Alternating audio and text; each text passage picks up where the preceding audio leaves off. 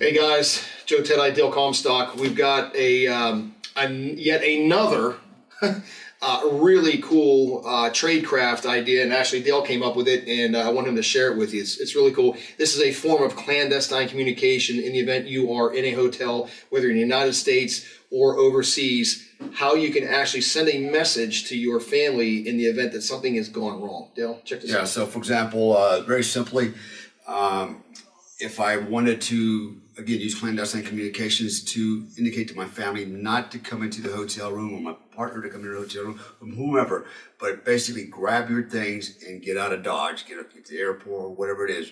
I want to show you guys something. This is our Commando knife, inspired by the Vietnam SOG knife. Whether it's for hunting, camping, or emergency survival, this knife is built to handle it all. And talking about the handle, look at this bad boy. We got the stars and stripes on the handle for America. We got a glass breaker for any rescue situations you might be in, a durable 6.875 blade. It's the only knife you'll ever need once you get your hand on this bad boy. And guess what?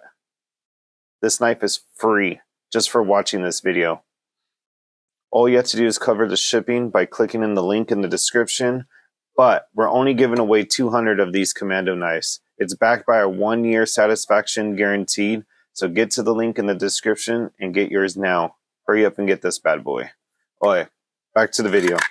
One way to do that is basically using the do not disturb, hang on, I'm busy sign at the hotel. And all I did here was just flipped up the corner here, dog eared it.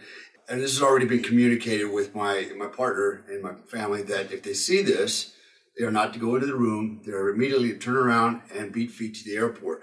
Important side note on this is if you're traveling in a foreign country, particularly, always make sure you have your passport on you. Okay, now I know that, for example, I live in Bali, Indonesia, and all we're required to do is carry a photocopy of our passport page, right? But that doesn't help me when I get to the airport. Although I can travel domestically on that, I cannot travel internationally. So I never travel without my passport, and just for that very reason. The passport, my wallet, my credit card, everything I'm going to need to leave country is always on me. Guys, these little gold nuggets, I mean, we've got a lot of them, but you need to think unconventionally sometimes. And this really isn't really thinking unconventionally. This is just some tradecraft, and we're going to be getting into more of this stuff, videos down the road. But, you know, when it comes to your family safety, I don't know about Dale and myself, you know, you can never leave a rock unturned. You always have to think about little things like this. The devil's in the details, especially if you're traveling to a country that's actually in a non-permissive or semi-permissive environment. So anyway, guys, more videos coming, and Dale, Don't forget to ring the bell.